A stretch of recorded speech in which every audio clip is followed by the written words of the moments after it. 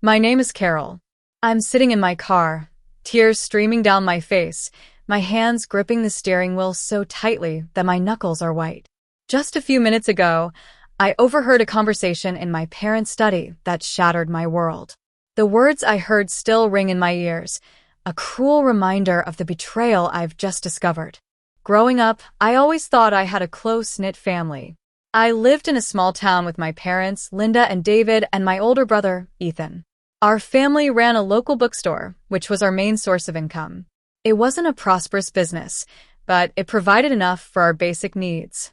My parents were hard working, but they were also very ambitious for their children. Ethan was the golden child from the start. He was incredibly intelligent, with a sharp business mind. Even as a kid, he was always coming up with ideas to improve the bookstore sales. He brought home straight A report cards and won numerous business-related competitions in high school. My parents were constantly bragging about his achievements to our relatives and neighbors. I, on the other hand, was more of a free spirit. I loved art and literature. I spent hours in the back of the bookstore, lost in a world of paintings and novels. I would often create my own artworks and write stories, but my parents never seemed to appreciate my talents. They would tell me that art and literature were just hobbies, and I needed to focus on something more practical like business, just like Ethan. After high school, Ethan got a full-ride scholarship to a prestigious business school. The whole family celebrated his acceptance with a big party. My parents were over the moon, and they spared no expense on the celebration. When I was accepted into an art college, my parents' reaction was lukewarm at best. They simply said that it was a nice place to go, but they hoped I would still learn some practical skills there. Ethan graduated from business school with honors and landed a high-paying job at a well-known company. He quickly climbed the corporate ladder and became very wealthy. He bought a luxurious house in the city and drove a fancy car. Meanwhile, I struggled to make ends meet as an art teacher at a local community center. My salary was barely enough to cover my rent and student loans. Family gatherings started to change. They became showcases for Ethan's success. My parents would talk non-stop about his latest promotions, his business deals, and the important people he met. Whenever I tried to share my experiences as an art teacher, like how I inspired a student to pursue art, my parents would quickly change the subject back to Ethan. One day, Ethan announced his engagement to Lily, a successful lawyer. They planned a destination wedding in the Maldives. My parents were ecstatic and immediately offered to contribute a large sum of money to the wedding. When I mentioned that I was dating Tom, a kind-hearted musician who was also struggling financially, my parents just nodded politely and didn't show much interest. As the wedding planning progressed, I was asked to be the maid of honor. At first, I was touched, but then I started to realize the financial burden it would bring. The bridesmaid dresses were extremely expensive, and there were also costs for the pre-wedding parties and travel.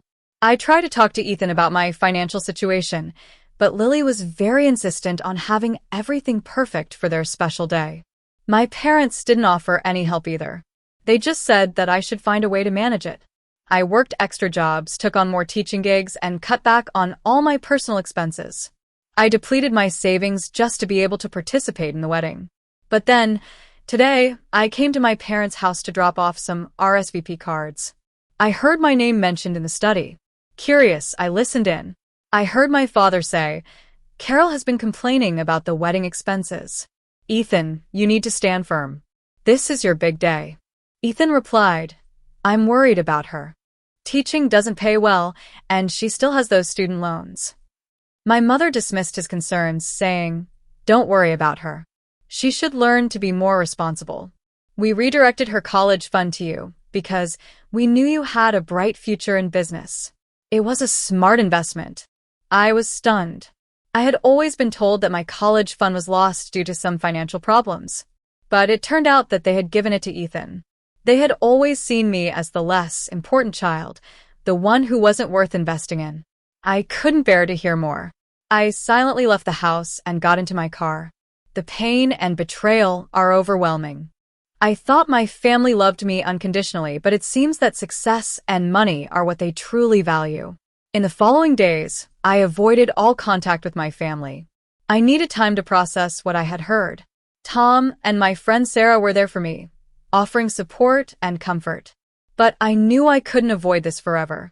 After a week, I decided to confront my family. I invited them to a restaurant for dinner. When they arrived, my mother asked if I was okay, but I could no longer pretend. I told them everything I had heard in the study.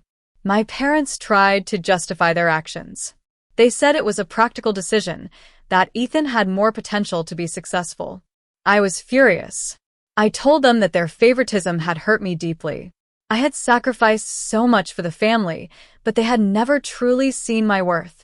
Ethan, to his credit, seemed genuinely remorseful. He said he had no idea about the college fund and that he would make it right. He offered to pay off my student loans. I was conflicted. On one hand, I was angry at my parents, but on the other hand, I didn't want to lose my relationship with Ethan completely. As the wedding approached, Ethan kept his promise. He paid off my loans and made sure I had no financial stress during the wedding. My parents also started to show small signs of change. They began to ask about my art and my teaching more often. The wedding in the Maldives was beautiful. Standing beside Ethan as the maid of honor, I felt a mix of emotions. I was happy for him, but there was still a lingering sadness about the family issues. In the months after the wedding, my relationship with my parents slowly started to heal. We had more open and honest conversations. They began to appreciate my art and the work I did as a teacher. Ethan and I also grew closer. He understood the pain I had gone through and was determined to make our family better. Looking back on this experience, I realized that sometimes the most painful revelations can lead to growth and a stronger, more authentic family.